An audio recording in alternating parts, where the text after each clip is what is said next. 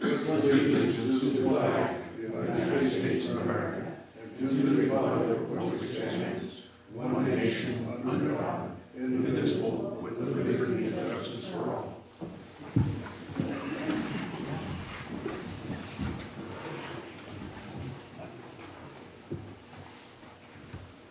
All right, we'll call the meeting of November 18th to order. Establish a quorum, please. Goddard? Here. Leff? Here. Wyatt? Here. Olson? Here. Avila? Here. Gambino? Barry?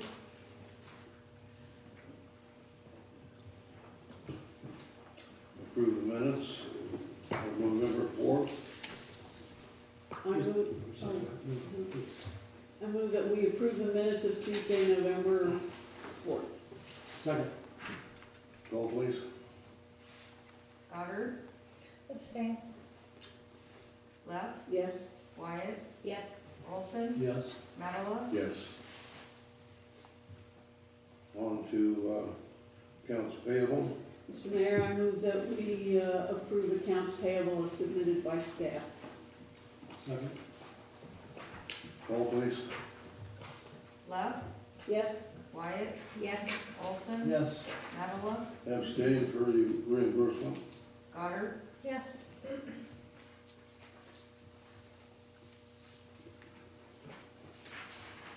On to special orders. What do we got on that?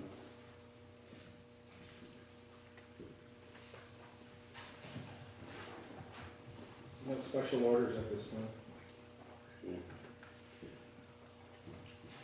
Now, we got a few reports on the officers, boards, and standing committees. Lauren, you had something, Yes, I do. you present that, please?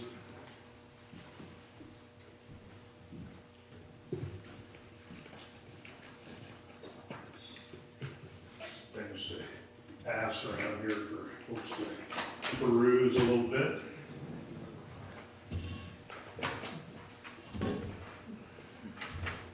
Lauren Goddard, Chair of Depoe Bay Nearshore Action Team, 15 Southwest Ellingson Street, Depoe Bay.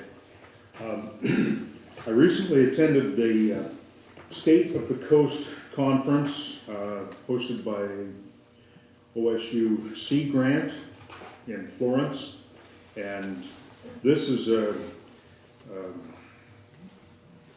modified version of the State of the Coast Conference. Is what they're calling what had formerly been referred to as the Head Conference. They changed the format somewhat. It was getting a little stale and a little jaded also. The main thrust had become very much leaning toward the ultra-conservative side of the table. The new State of the Coast Conference was refreshing in its viewpoint and in its format as well. The keynote speaker was an author by the name of Paul Greenberg, and he is the author of a couple of different books, one called For Fish and American Catch. And the gist of what he was talking about was the fact that 85% of the seafood that we consume in this country is imported. And yet, we're one of the highest producers in the world. And the irony of that is that, well, a third of what we catch in this country is exported.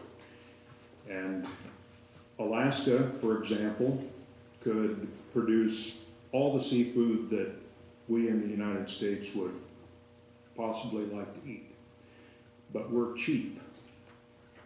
So we sell the good stuff, the high-priced product overseas, and buy farmed junk. Is what it all boils down to. Pretty sad testament. But that was, in a nutshell, what Mr. Greenberg had to say. He did speak at some length, but I would recommend that you read one or both of his books. Very good, interesting perspective. One is called Four Fish, and the other is American Catch. Both worth taking a look at. Then there was another speaker, Laura Anderson from Local Ocean Seafoods, and she spoke on her business model and the success that she has had with that model down in Newport, and they've recently opened another store down in, I forget now, Florence or Coos Bay. But that model is working, where she buys exclusively from local producers and has fresh product from our waters, and charges a premium price for it, but people are willing to pay for it because of the quality. There were some other speakers there as well. Terry Thompson spoke on coastal communities, current events and change within our nearshore waters, and some of the things that are going on in the offshore waters. Addressed some of the challenges facing us as far as the CRUA process, which is looking at placing offshore wave energy and wind energy platforms. Then more on that subject, Kathy Wall from the Port of Coos Bay spoke with her experiences in exactly the same thing with the wind energy generation there, and what they're going through in Coos Bay. And ultimately, that will be happening, if indeed it does happen, likely in not in Oregon territorial seas, but in international waters, where we have very little control over it. But we need to know that it's going on and try to stay ahead of it.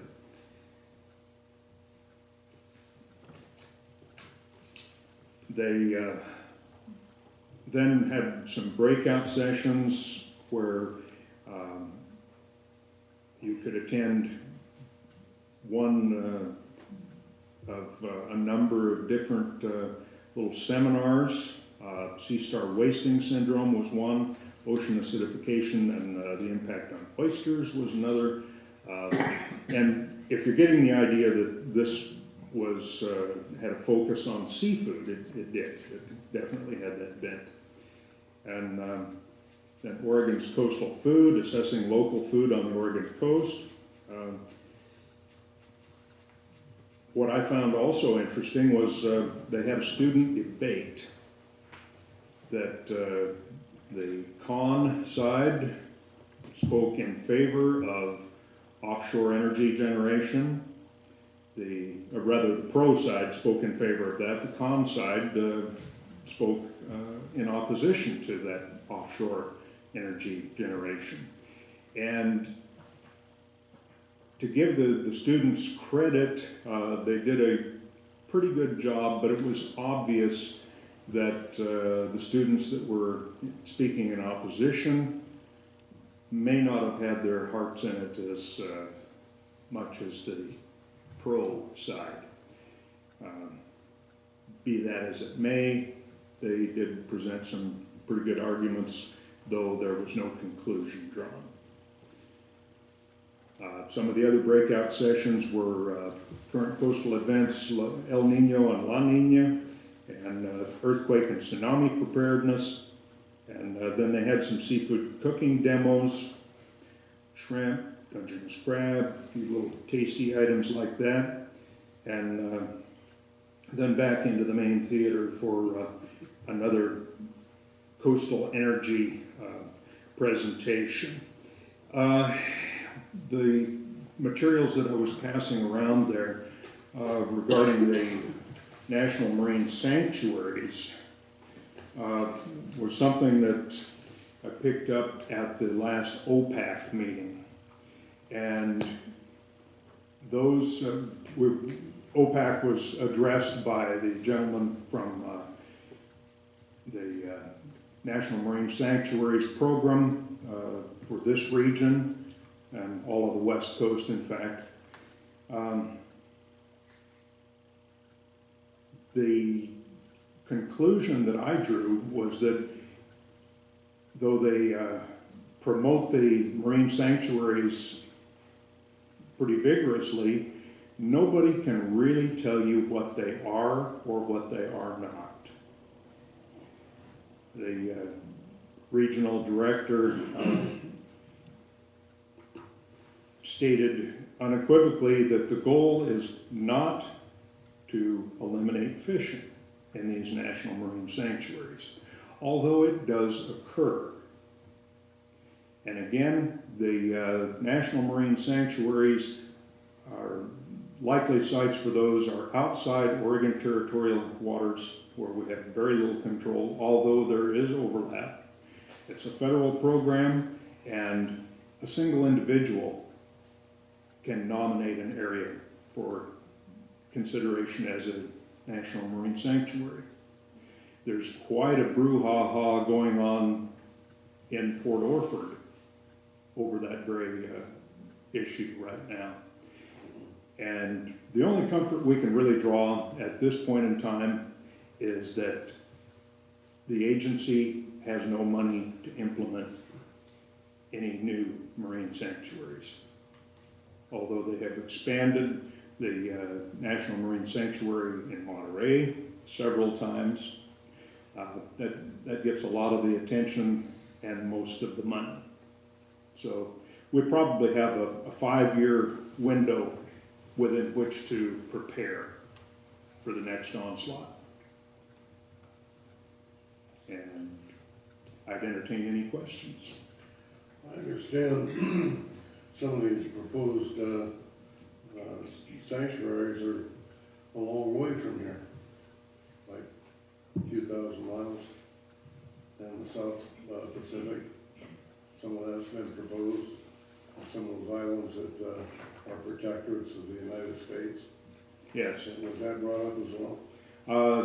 The one that was really touched on the most and used as an example was the one that's northwest of the Hawaiian Islands. The one with the 15-letter name, Yes. Papa, Opa, Woopa, something like that. Yeah, you got me.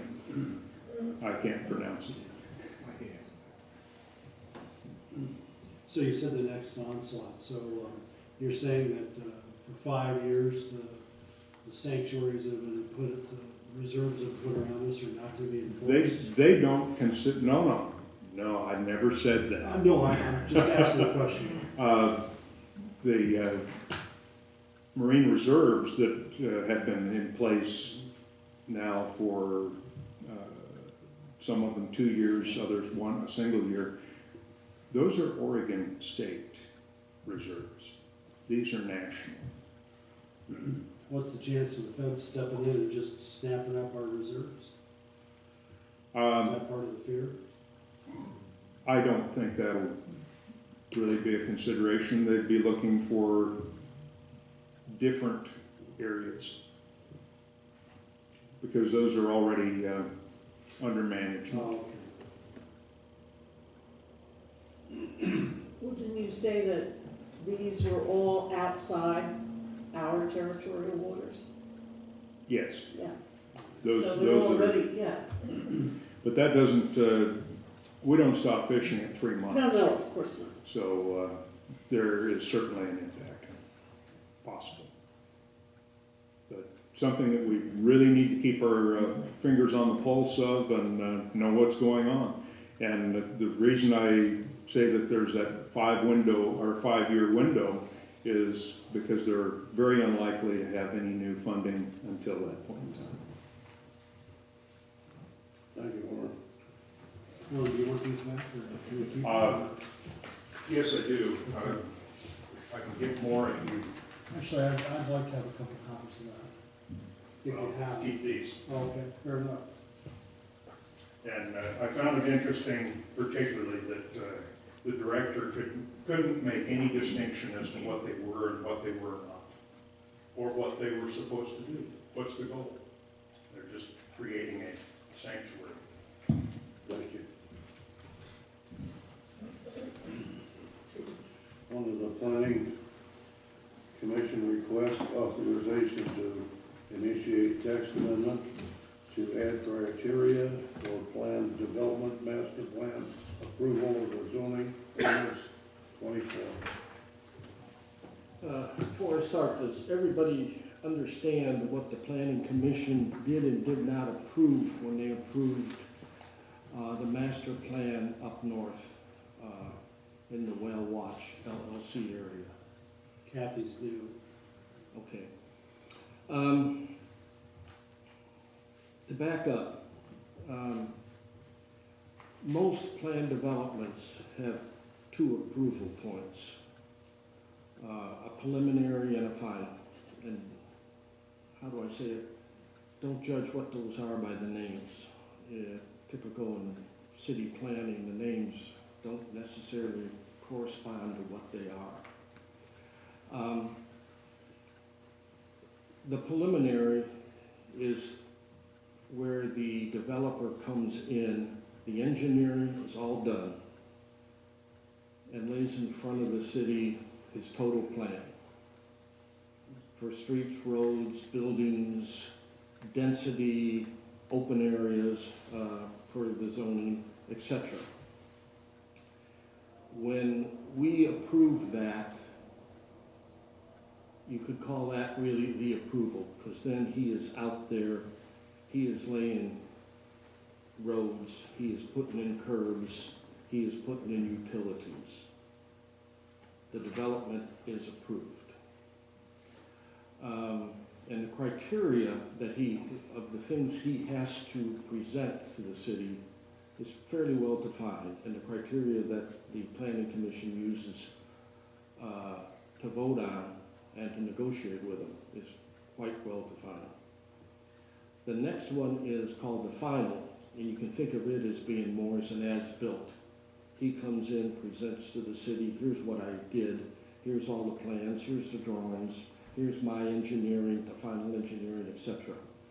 Once the planning commission approves that, then he can start plotting the area and building homes, building businesses, whatever it is. But all the utilities, the roads are in and approved. Again, the criteria is quite defined. If a developer wants, he can come in prior to any of that and ask for a master plan approval. Again, the name doesn't mean what you think it does. It's a concept approval. In this particular case, it's quite unbinding. What he's saying is, here's what I'd like to do. And he's doing this so he can get approval to develop the area in phases. Developing things in phases is quite good for both the developer and the city.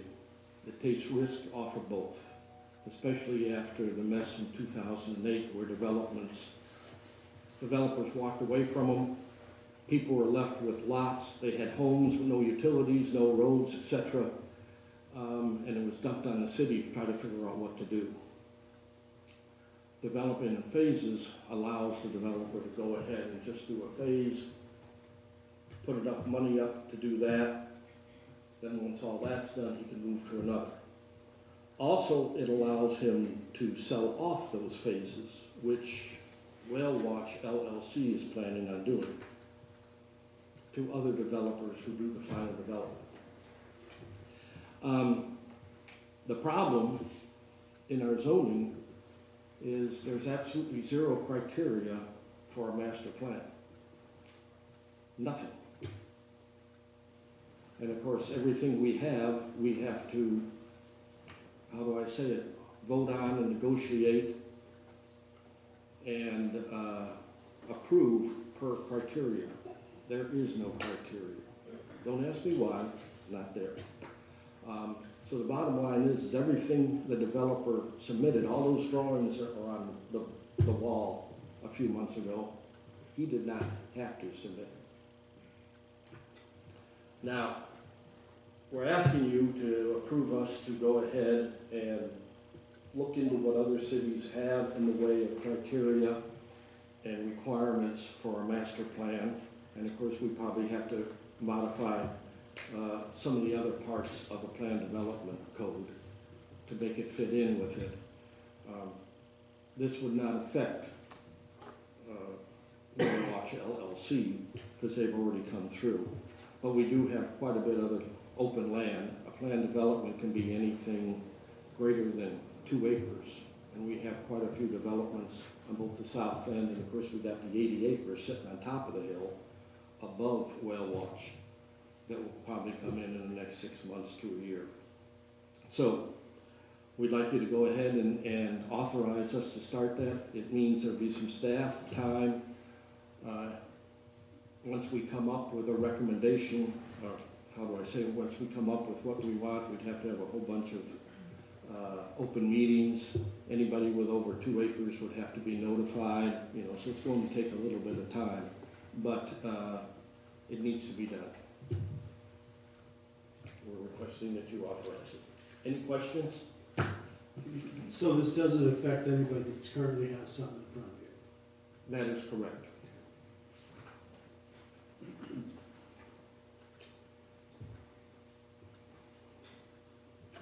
Make a motion? Yeah. Go ahead.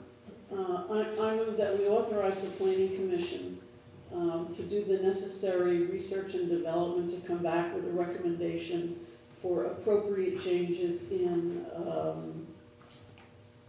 Just say the plan development code. the plan development code. Thank you. Second.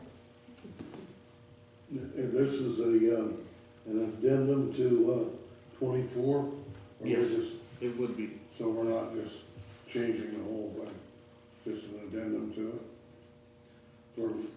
For the reasons that you discussed? Yeah, we're just changing, we would be changing, how do I say it, some minor parts of the existing preliminary and final approval criteria probably, but definitely adding criteria for the master plan. Thank you. And if the next developer, the one that has the 80 acres above, comes in before you have this amendment or the modification you're looking for, and they present and you're not done, do they have to then follow what we have, which is not much? Correct. Okay. They just, whatever So we we have to- have is there. So there's good reasons. Yeah, we have to get on Yeah. it. And I don't mean to paint a bleak picture. They gotta come in, they gotta do the preliminary plan, they gotta do the final plan. The trouble is, there's no guarantee of correlation between the different phases when you do it that way. So I appreciate the fact that you're updating in the interest of the city, so. Any more discussion? Call please. Wyatt. Yes. Olson. Yes. Madeline. Yes. Goddard. Yes. Left. Yes. Thank you. Roy, can you hang for a couple minutes, because there was thing, no, I might come back to you. Yeah. Okay. All right, thank you. Public comments?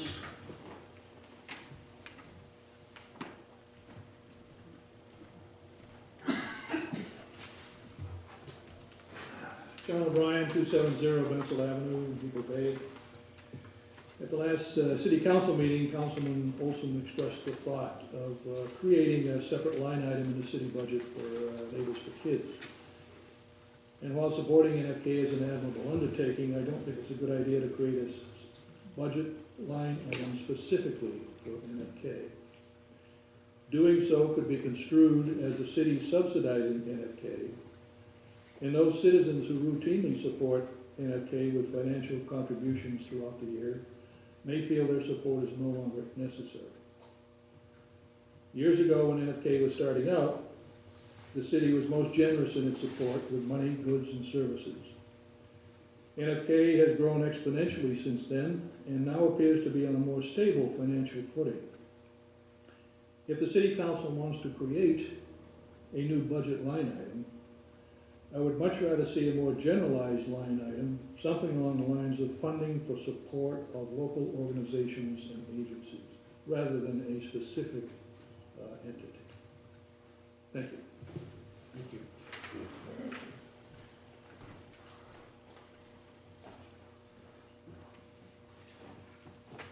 Any other comments, please? Bill?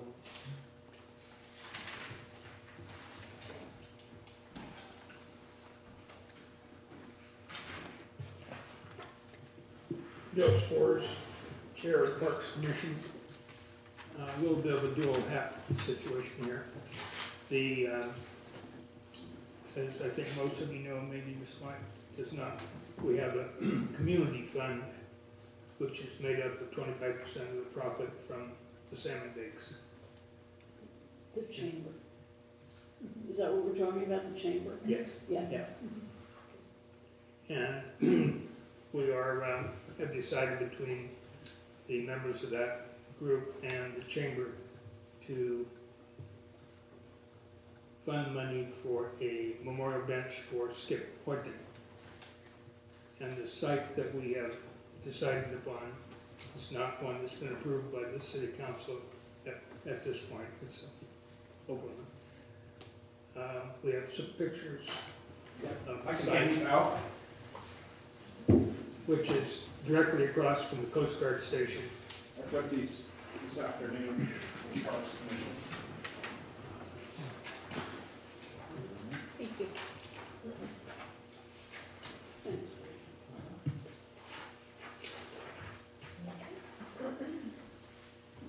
And that is one of the sites we have not had approved by the council.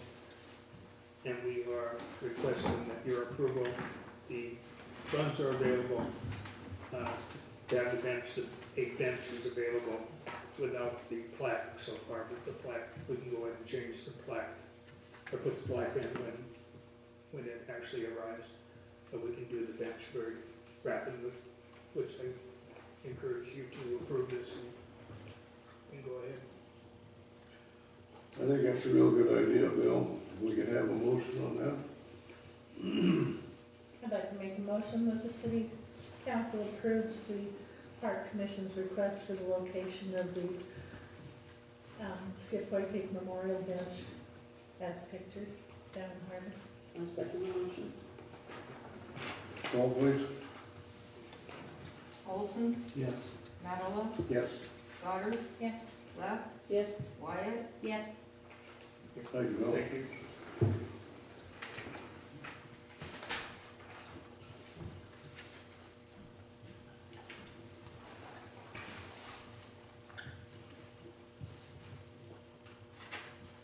Do we have any more comments from the public? On to unfinished business. What do we got on that? unfinished business. Nothing for me. Okay. New business. We're looking for an appointment to fill Skip's seat on the City Wastewater Advisory Committee. Yeah, I'll take this one. Glen Beach and Depoe Bay are on the verge of beginning a negotiation for the first, we have to negotiate before the end of this fiscal year. At our September, which meeting was it, August meeting? It was, I think it was in August, it was September. We had a meeting and we had a vacancy, Skip's vacancy to fill, and it was suggested that we wait until after the election. That's what we advanced. The election has happened, and I have talked with Steve Sparks. He's an oncoming counselor, and he has agreed to fill that seat on the Wastewater Advisory Committee. And so we need to approve his appointment, and we also then, if that appointment is made, forward that to the folks in Glen Water and Sewer District, so they know. Would you like to make a motion? Is that appropriate for this council to approve a future council's representative on the committee? I don't know, it's a No, question. I don't know, you know, the thing is that, when we had a discussion, Brad, who's, is he the chair, isn't it? I think he's the Brad chairman. Baines. Brad Baines is the chairman. We had said to Brad, because he was pushing for a meeting right away.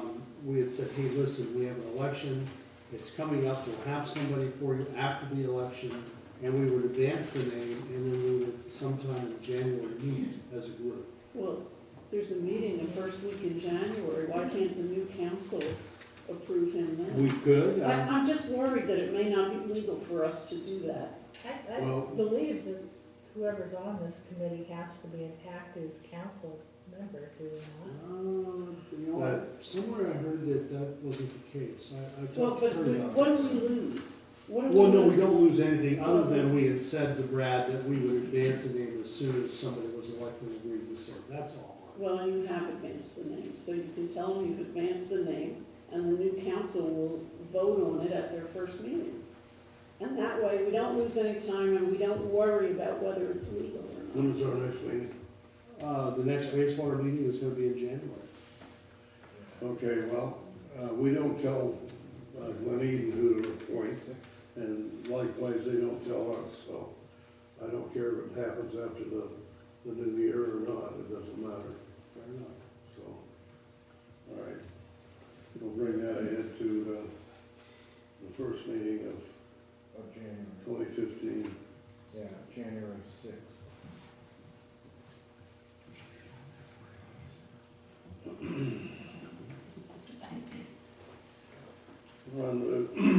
Excuse me. Under new business, on to item D, marijuana regulations and zoning, particularly school zoning. What we got on that? Actually, I'll start a little bit on Okay. it, I'll just start it at least. As you know, the electorate passed Measure 91, which was the recreational marijuana amendment movement in the state. And it starts to take effect July of 2015, with the possibility of people or entities that want to have a marijuana outlet, a sales place, a point of sales. Sometime after December 4, 2016, they'll start the application process. And so it means within a year, year and a half, probably a year and a half, there'll possibly be a marijuana facility in the city of Depoe Bay or in Lincoln City or in the county or wherever. And the reason on this to bring it up is that knowing the zoning takes a while and knowing the process has to start, and also based on a letter of recommendation from Ross, our attorney, he said we probably should get cracking with filling the void, thinking about the regulations that the city would like to impose on such a facility. When I thought about this, problem arose that I remembered that NFK, who we talked about before, was zoned not as a school. It's zoned in a light industrial zone, and it's zoned as a club or fraternal organization or something like that. And the thought process there is that if that's zoned as not a school, then that means anyone within 10 feet of the school with approval could set up shop, so to speak. And so I really wanted to start talking about, one, what is the city going to do about its regulations when it pertains to marijuana? And two, also, if we're going to do something like this, at least in my mind, it's not acceptable to have an entity dispensing marijuana next door to an educational facility. That's my fear, and that's where I wanted to start this whole conversation, sir. I guess the state has a regulation, They do, but we're not zoned as a school there. right? That's my fear there. I read all this. Can we ask Roy what he thinks about this issue of spot zoning? I never heard of spot zoning before. Did you get a copy of this memo? I just got it tonight, but I have talked to Larry Oh, okay. regarding it. Specifically, since you asked, spot zoning is where you take one lot or a few lots and change the zoning in the middle of another zoned area. In this particular case, you'd have to go from light industrial to commercial to allow a school. It's very, very frowned upon in the state. And if you look at the appeals process, spot zoning, if it goes into the courts, it's usually turned down because it is. And this one will get, there'd be two ways of spot zoning. You could spot zone the lot, you could spot zone the block, which would be the businesses to the north and south. The trouble is, being zoned industrial, that's at the top tier of zoning. You'd be down zoning to go to commercial. You would actually be hurting property values. Because an industrial area has the most potential to make money. You can do the most things outright and conditional on a industrial versus commercial versus residential. So typically the property is worth more, and even though it wouldn't affect probably what the people are doing now on either side, it would affect what they could do with their property in the future. So you would be harming their property values, either by spot zoning one lot or the whole block. The other two ways, and Larry talks about it specifically as far as a school, would be to make it a conditional use in a industrial zoned area or an outright use. And I don't know, do you understand the difference? You do? Okay. There's a whole lot more steps to go through in a conditional use. And there's no guarantees about a conditional use if it is appealed. When you look at the history of LUBA, they do different things when it goes up to LUBA as far as conditional use. And our conditional use says right up at the top, it doesn't have to be approved. It's not a right.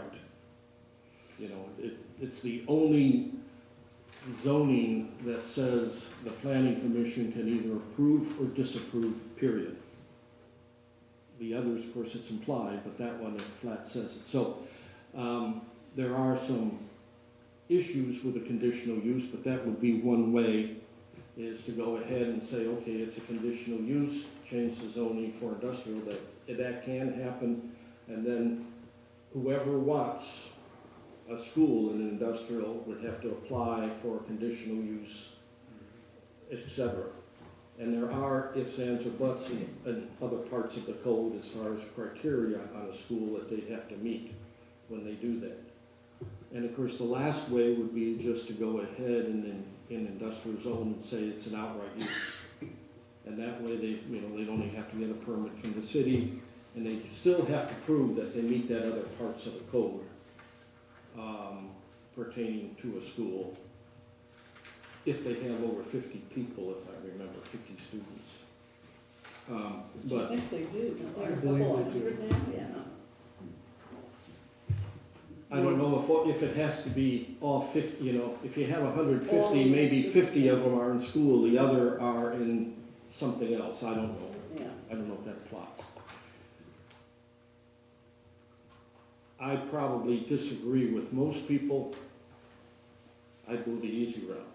I'd do it's an outright use. You may have some property owners complain. It's sad we don't have much industrial, and most of the industrial we have is really being used for commercial. And that's hurting us economically. But that's what we have. You also, the other day, Roy, when we had a conversation, said something about, and I thought much about your comment about taking and, as a community, saying that a marijuana retail facility is not allowed in industrial zone. We're going to have to do something Yes. as far as saying a marijuana facility where it is allowed and where it isn't. And obviously the two places that you might consider to be viable for a marijuana facility would be industrial, commercial, or both. I was reading somewhere in Ross's, piece that, Ross had made some comments about communities placing some other restrictions or guidelines for those marijuana facilities. One was time of operation, how far it can be from a park. I see that Lincoln City just had their debate was 2,000 feet away from a park, and that was actually passed, I believe, last week. So there's all things that need to be discussed about this. And this is, I guess where I'm from is, I don't know if this is an issue for the city council to proceed with, or if it's an issue for the planning commission, because we're gonna have to have public comment on this. I mean, we need public comment, see what people's minds are. So I don't know where the best way to start this, but I know we need to start. It depends.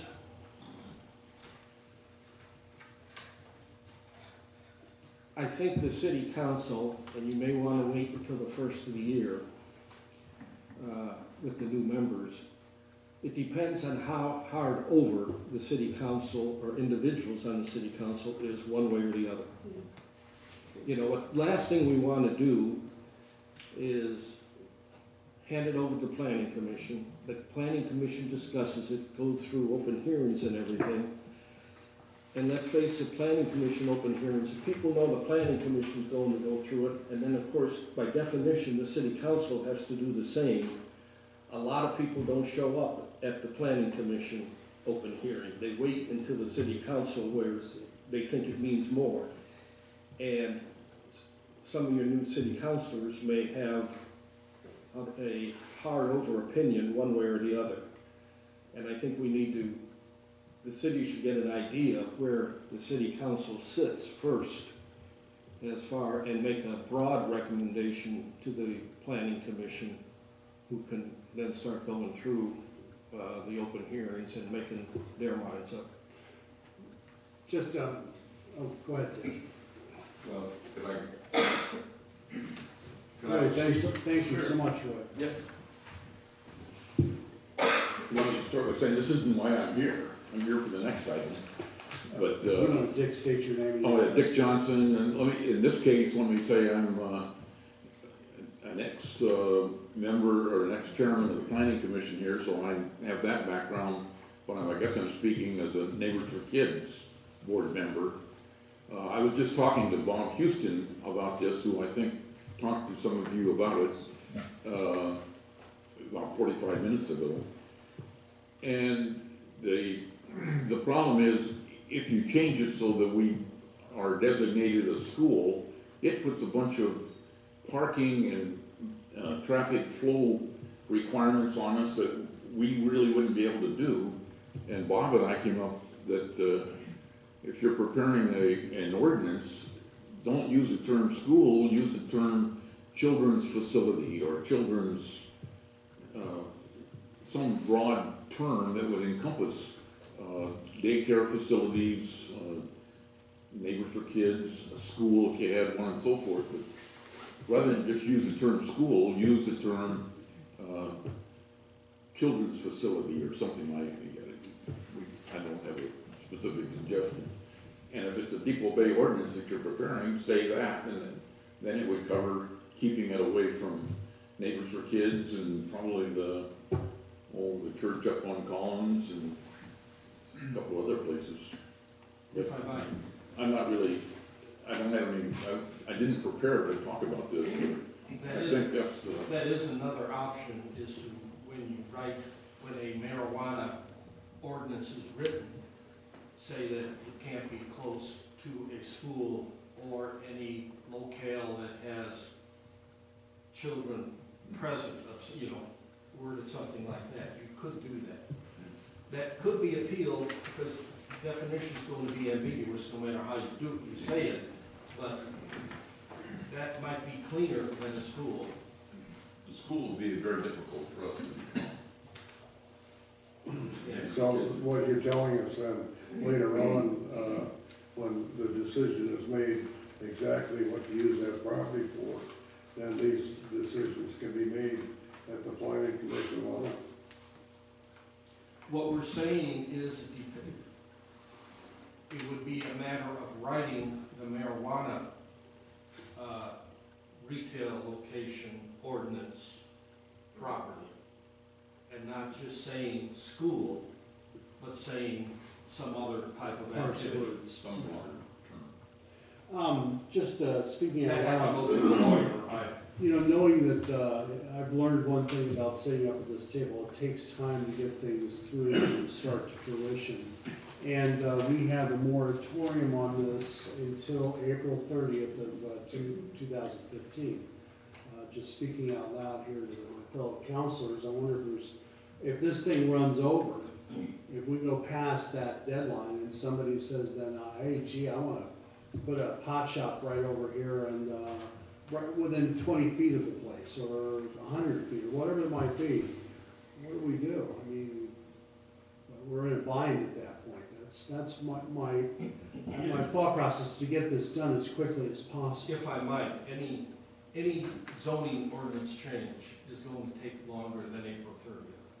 Okay. We were talking to Larry, we were anticipating May on the change to the master plan, which is pretty straightforward. The only thing that takes time really is investigating what other cities have. But by the time you go through all the public hearings and then we hand it off to you, making a recommendation, and you do the same, and everybody is notified, you know, so far in advance, the time just marches out. Okay, then, Can I ask That- a question? yes. Is there gonna be a difference between a dispensary and recreation for zoning? That's up to you. That's Okay. One of the things- Because they can have two separate, businesses. And that's something that I'd like to see the city council Okay. tell the planning commission before we start, as far as what they're thinking and the differences between recreation and medical. Okay. I Yes, agree. Something that hasn't been touched on is the fact that it's my understanding that OLCC will be the regulatory agency for this. And there will likely be restrictions placed by OLCC, if not having a sales facility very similar to what our liquor stores are right now. That's a good point. And at the same time, Dick touched on a good thought there as far as children's facilities, but create an ordinance that recognizes formal youth organizations, such as Boys and Girls Club, NFK, etc. Lauren, you're right, but there's also another layer that a city or municipality can place on the regulations too. So OLCC is gonna set the benchmark, and let's say the benchmark is X, Y, Z, well, we can do X, Y, Z, and then X2. Certainly. So we have some control on this issue. But I go back to my same question, this could pop up to hurt us after March 15th. So your new council's gonna be We're really gonna be busy. busy, I understand that. Maybe that's something we'll have them brainstorm, but I just don't wanna see a pot shop next to NFK. I just don't wanna see that. That's my concern. Roy, thank you very much. Well- Dick, thank you. Before anything happens official, you might ask Larry to gather up other city ordinances. And when the council first looks at it in January, the new council looks at it, they may see one that they say, hey, with the addition of just what Lauren and everybody was saying here, with that change to it, it fits perfect, we like that one. Planning commission will start the process. Thanks, Bill. Okay, well, sounds to me like what we need to do is set this ahead for early 2015 and get into it then. So, any more on that discussion?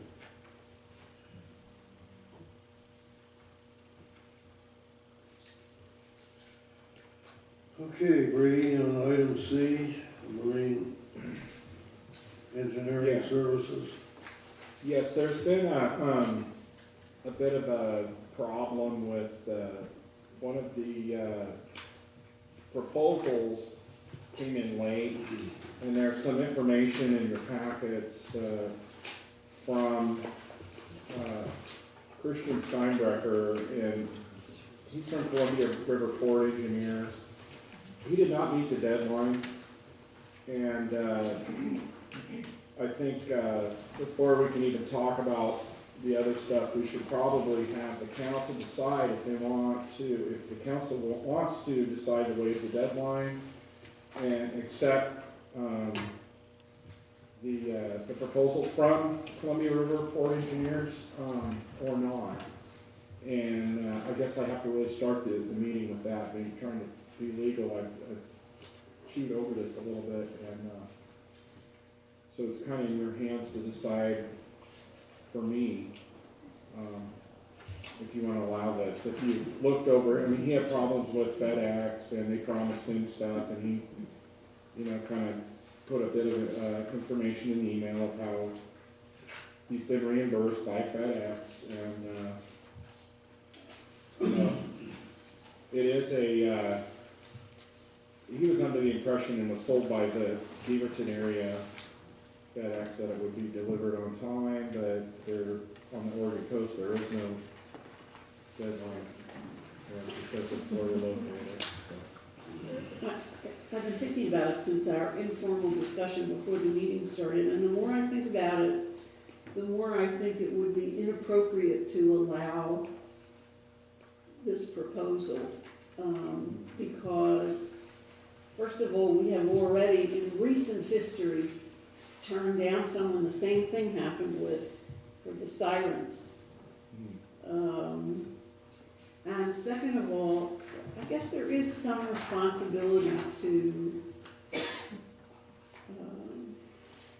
understand what differences there are on the coast. They are a unique area. Absolutely. And It was a long. I was on the fence before, but the more I think about it, the more I think, I feel bad for the guy. Obviously, he did a lot of work, and, Right. you know, maybe they're the best firm. We'll never know, but if we don't accept the proposal. I have not looked or opened his packet. And that was appropriate. Yeah. We Right. shouldn't open it if we're So- not gonna, yeah. If we're not going to go there, so it's up to the council, I guess, to make that decision, and then I can move forward with the two proposals we have, and we could talk about those. Okay, Brady, what it boils down to is that this firm has an argument with the FedEx and not with us. And we would be leaving ourselves wide open for a problem if we did go ahead and open this bid without meeting the deadline. And these other people have met that, so let's just go ahead with our two bids and show the other one. Okay, so we'll decide, do we have to make a motion on there, then, do you think, or just probably? Probably not if we're not gonna open the bid. Okay, then I have my version of what I feel this should entail. I didn't want to hand this out until I knew about the deadline. So I really milled over this Thank you. quite a bit. I spent the last couple of days looking into it. Okay. And also, my friend Nick Johnson has some comments.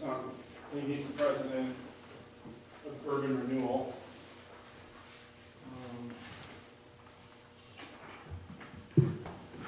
I'm a different guy. I am Dick Johnson, chief of chair of the Urban Renewal Agency, which largely is the funding. Though we've passed the funding on to the city, most of this is being paid for by Urban Renewal. And I've gone over them also. I'm very comfortable with the coast and harbor engineering proposal. The scope of work is very well defined. in there. They have 3 optional tasks that may be needed that are not included in the PND proposal, but I don't think they're particularly important to the choosing of the particular contractor here. We'll know later whether those optional things need to be done, so I think they should be, what's the word, ignored for the moment. But I think their proposal is more detailed than the other. On Coast and Harbor. Coast and Harbor Engineering, We're more, yeah. Yeah, and I think Brady had said he was comfortable with that one. Yeah. On the other one develops 3 concepts, but they don't indicate whether they are recommending a particular one, whereas the Coastal Harbor Engineering proposal works through conceptual work and comes up with what they say are the preferred approaches, which I think is very important for the way to do this job. So I would say, I'm going to have one other comment, but I would say 2 things. One, I'm very comfortable with the Coast and Harbor Engineering. I agree with Barbara and some of the rest of you. I think the thing to do is negotiate a contract and get on with this thing, rather than delay it another 6 weeks or 8 weeks or something else. So please keep going.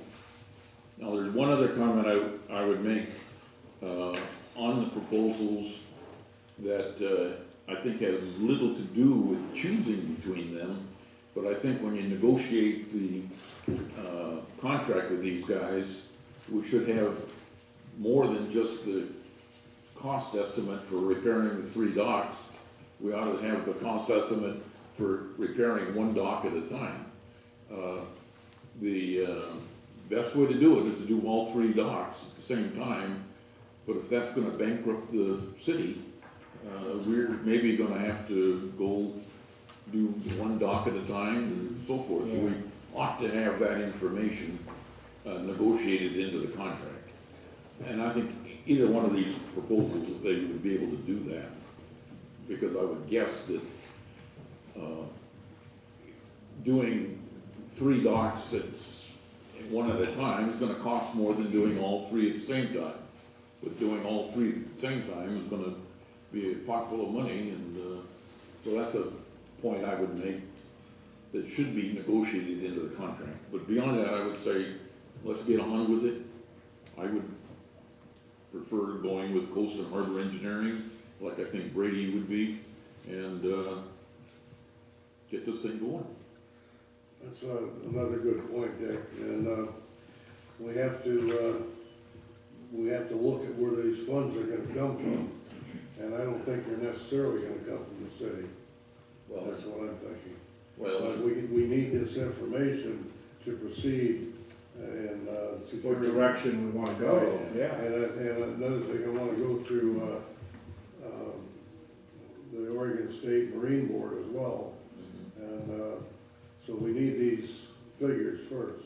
yeah, and I agree, if everybody agrees, let's go ahead with Yeah, this. you bet. They have a really good resume. and I think also I'm sorry. Go ahead. They have a really good resume, and talking with the port manager and Garibaldi, and they utilized funding that they've got from federal resources and stuff too. Yeah. So if we go down the path they went, I think it would work really good with this. Now, the money might come from grants or whatever, but I suspect that the matching money required is primarily going to come from urban renewal funds. I see. And that's why I Great. keep over here and make sure that Yeah. urban renewal is taken into account. Great. I think all you guys are on the urban renewal agency also that comes in those numbers. Yeah. Okay, that's all I have. Any questions for me? Well, thank you for your input. Thanks, Dick. I just have a comment, and Sure. you can make a motion. Listen, Brady, I read your RFP and I see these these two very, very close bids, to work on, and this is really good. I wish we could have seen that other price, just to see how I know, far out I've they been- were. I But this know. is, for an engineering study, this is really incredible they came this close, so, good work. It really was. I guess I wouldn't have got that, kind of excited about looking at that other bid. Not that I was gonna look at it, but having the council extend the time so I could look at it. Because we only had two, and I researched these two so much that I really wanted to check more options out. And I talked to Christian on the phone about, areas he's worked at and stuff too, and he has a pretty good resume too. So, just telling me over the phone and on emails what he's done and where he's worked, so, nothing more than that though. Mr. Mayor, I'd like to move that we authorize staff to accept the Coast and Harbor bid for $42,375 to complete the work as outlined in the proposal. Second. I was wondering, to take up on Dick's suggestion there of getting in the docks piece by piece, or piecemeal, so to speak. Right. You'll talk to them about that? Yeah, absolutely, and he'll probably come down and we'd be able to meet and talk with them, I'm sure, and get our opinions out to them so they can digest that and move forward with what we want and some options, but they want to talk to. Sure.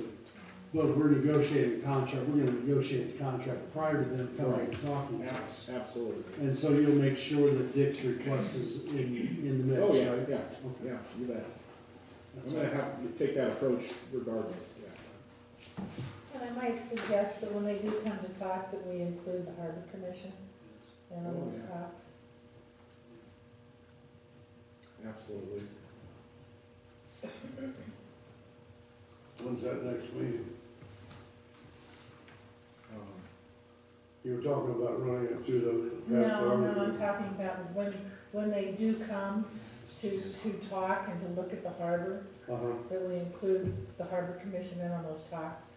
Absolutely. After this is already That's accepted. fine, yeah. Okay. You have a second? I did. Okay. Sorry. Call please. Madela, Yes. Goddard, Yes. Lev, Yes. Wyatt, Yes. Olson. Absolutely.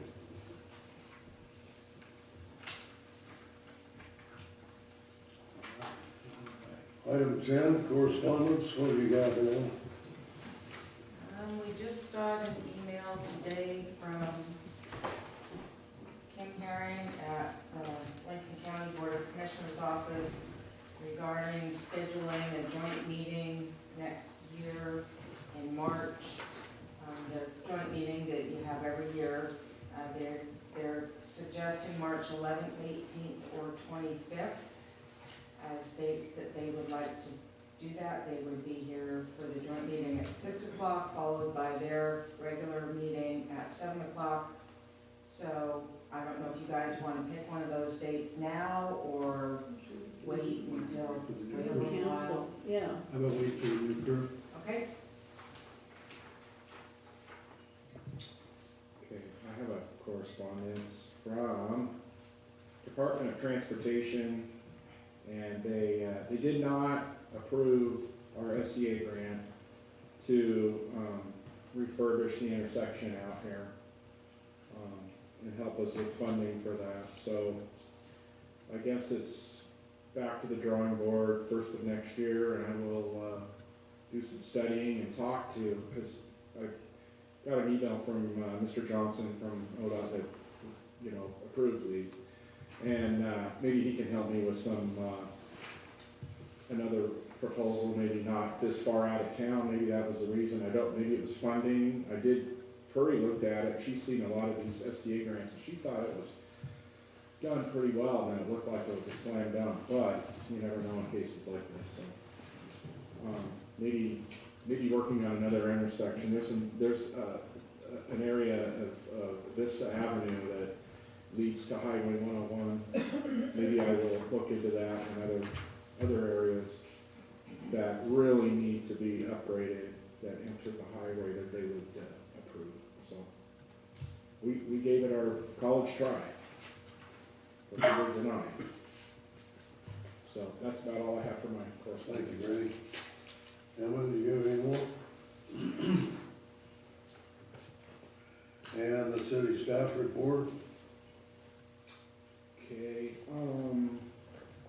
so, our crews did the relocation of the 16-inch storm line. This was located next to Arch Rock and the right-of-way, which is, it's a public right-of-way, but it's called Floral Street. And actually, Floral Street runs north to south, right off the cliff at Arch Rock. There's a grassy area between the Harbor Motel and Arch Rock's new development. We come to find out we had an encroachment on a storm line that actually went underneath the building. And they built that new addition right over the top of it.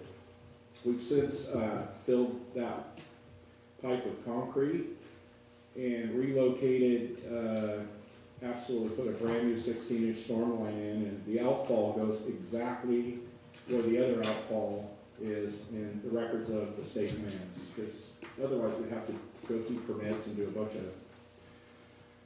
of red tape to get another outfall into the ocean. So Larry helped me with that and we had our crew and Dan Price Construction, and we got in and out of there within 2 days. They had that project done with a brand new catch basin and 220 feet of 16-inch storm line. So that project went really well. And the other thing, I met with our hired engineer, Civil West, regarding Vista Force Main. The proposed area where we're going to put the line is on, I don't know if I think Zeke had a chance to look at the east side of the highway, or excuse me, west side of the highway, and then crossing to the east. It's about the most feasible way. So at this point, I'm getting price quotes with Garrett, the engineer, and we're kind of hashing out what type of pipe materials, things like that. What it's trying to put heavy duty line in there at the most efficient price. So I'm kind of working on that with him. So we're down to materials. We found how we're going to, the path we're going to take. Now it's down to materials and backfill and things like that. ODOT permits. So that's moving forward. And let's see, I met with Stacy from ODFW. She's the nice gal that was here last meeting, depicting the areas for off-limit fishing. There's a couple areas that are important off Otter Rock and off the casino that's going to be closed to fishing, and brown fishing especially. And these signs depict our area, and it's made quite well so these boaters can understand not to fish in that area. And it's going to be put right at the boat ramp where they'll launch their boat, hopefully pay the launch fee, and see these signs. So they're in a pretty good spot. The other signs are going to be working with Phil, our harbor master. He's got some areas over by his harbor master shed that he thinks would be a good area that the skippers will see when they're fueling and be able to see them quite loudly. So did that, took care of what ODFW needed from us. One thing I need to do, and you know, it's the holidays, I need to get permission to get a Christmas tree to place on the Whale Center. We do this every year. And we get a noble fir, and the city crew, the council approves the amount, and then we go to Thompson's Tree Farm up in Lincoln City, and they have noble firs, and it works out every year. So How much? it's $5 a foot. Now I don't know if that price is going to go up. It may. I haven't got a current price from them, but last year we got an 18-foot tree at $90. So I'm thinking maybe $100, $120. If the price goes up, I don't know how much they would go up per foot. We average 18 to 20-foot tree. So, you know, $120 would be enough. Mr. Mayor, I move that we approve Brady purchase that tree with a budget of up to $125.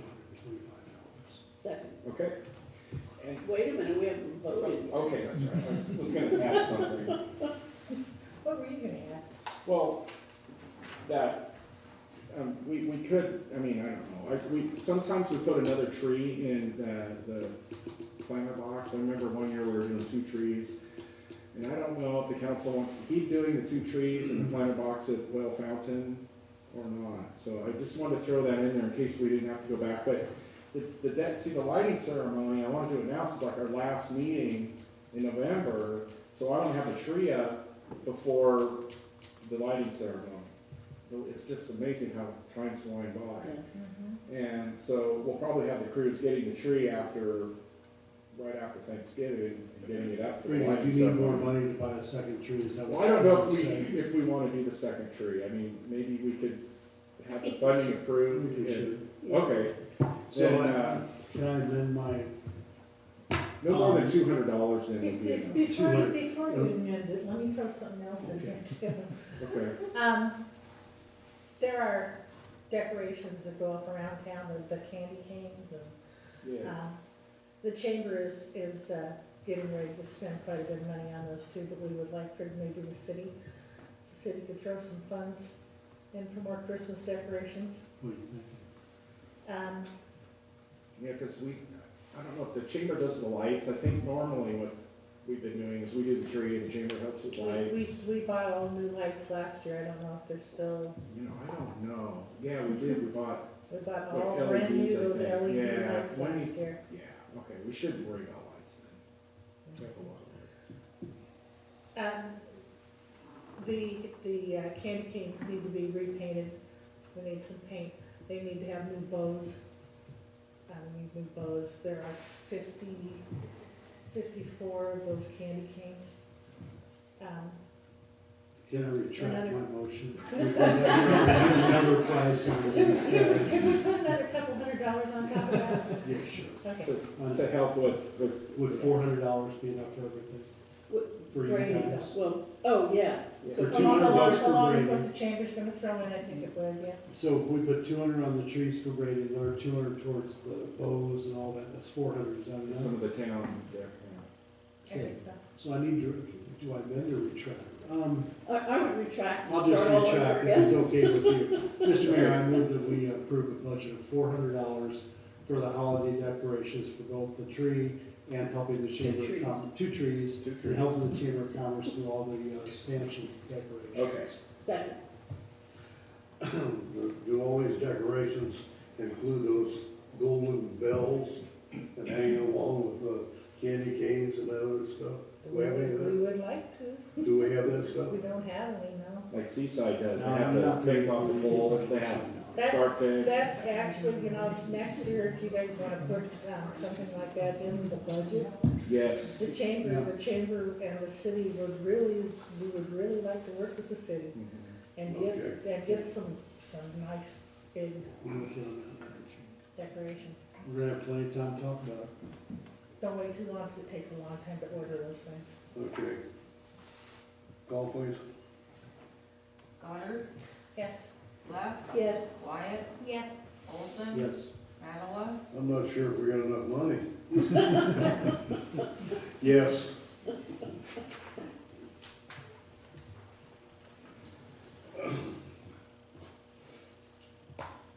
Okay. Are there any other council comments?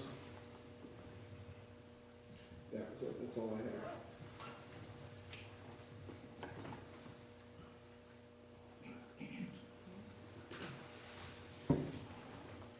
Actually, I do have, I'm sorry, I was talking to Kathy, I do have a council comment, it's just kind of an FYI fun thing. This last week, or actually the last 2 weeks, I've had 3 or 4 different people in my restaurant having meal, God knows why they want to eat there, but they do. And of all things, they were people working at the fish plant. Oh. I have let me finish up. I have to say that I found it just grand that the city did something to bring some further employment in town. But also, I had another two encounters with residents that don't normally come into my restaurant. And they came in and said, and I think one of them came down to Brady and commented to Brady how nice it was to clean up the fish plant and the adjacent property. Yes. And they were just really excited. And sir, I'm sorry the one that said they didn't vote for you, but in any case, I thought it was just really interesting. These people came in this last week and they're seeing some little bits of change. So that's my comment. But you reminded me of an issue which And you me, take this. and I pulled this out just to remind me, and Yeah. I forgot. I do Oh, have is to say. is that the seafood license? Yeah. Yeah, what is They, it? they do have to say that, it does look much better across the way. Yeah. It looks very good. I'm a little concerned over an article I read in the newspaper about, slime meals. Now, I could have sworn somewhere along the line that we discarded the whole idea of having slime meal processing here in this harbor. We did. That was a Because couple of of the years effluent. ago, as I Well, recall. right, but apparently, now, this is what triggered the problem. This is, the fish plant people are renting a building from the owner of the property, okay? And the newspaper article, if you read it, you must have read that big article about it. He's gonna be processing slime meals. Now, he can't do that in the fish plant. I'm not familiar with a slime mill. Oh, It's a hagfish. Oh, Yeah, it's a big, long. and there's Slimy things. And there's a problem with runoff if it gets into the harbor. Yeah, the effluent of the slime meal is, they It's can fill, just one horrible. meal can fill a 5-gallon bucket with Yeah, slime. it's horrible. And It's we just were like- very clear that we didn't want slimy processing in the fish plant. I'm wondering. I'm if wondering this if they're gonna business do it in license- this building, which would still be runoff into our harbor. You know, I don't know the answer to that, but I saw that, and the first thing I said to myself, well, if they're having it looked like they're having a retail counter, that's the way I took it, there was gonna be a retail sales counter, I don't know. Is there some way we can check and find out? What is that? Yeah. This It's in the is just the For a letter, business his license. It's a application business, for a business license in the other building, right. And the other- a privately I owned didn't building. get this. There's another piece to that, and I think Roy and I talked, was it you and I talked about it, it was something about, it was Jerome brought up a part, that if there's gonna be a sales counter, he needs to have a parking plan. Mhm. Something like that, so I was curious about this also. Now, I would think the slimies are a bigger problem than the sales. On that license, when Prairie gets back and looks into that, then she, at that time, can address the slime meal problem.